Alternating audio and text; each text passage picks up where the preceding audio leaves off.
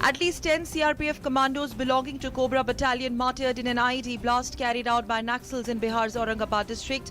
4 Naxals also eliminated in a subsequent encounter between Naxals and security forces. Home Minister Rajnath Singh speaks to Bihar Chief Minister Nitish Kumar on incident.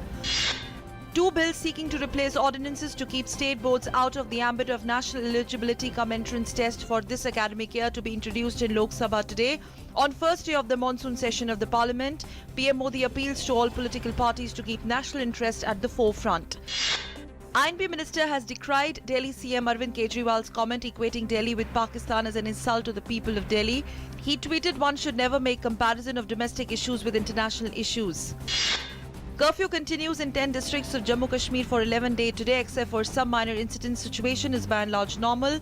Meanwhile, central and state governments are working jointly to ensure availability of medicines and other facilities in hospitals.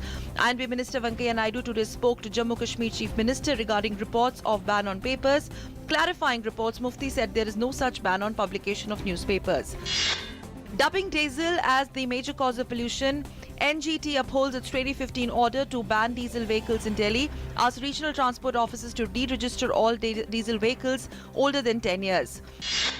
Indian Coast Guard apprehended suspicious Myanmarese boat in Indian waters near Narkodam in Andamans during late-night operation yesterday. 11 crew members on board and none of them were holding any passports. They are suspected to be involved in human trafficking as a large number of used clothes were found on board.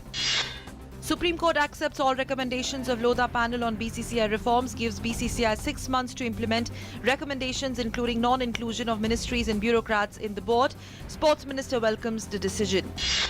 Bangladesh government has approved an amendment to the extradition treaty between the two countries to make extradition easier. Under the amendment, extradition of convicted and under trial criminals will be possible if a court in any of the two countries issues an arrest warrant. Water Resources Minister Bharati says government is working to bring law with stringent provisions against river polluters. Replying to supplementaries in Rajya Sabha yesterday, Bharati said government is proposing to bring the law in consultation with states to act against polluting industries.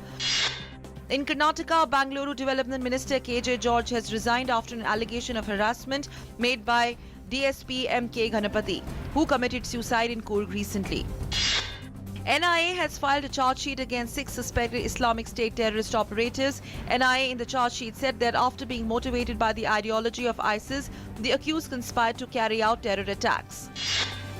Legendary singer Mubarak Begum took her last breath yesterday at her residence in suburban Jogeshwari after a prolonged illness. 80-year-old Mubarak Begum had been unwell for quite some time.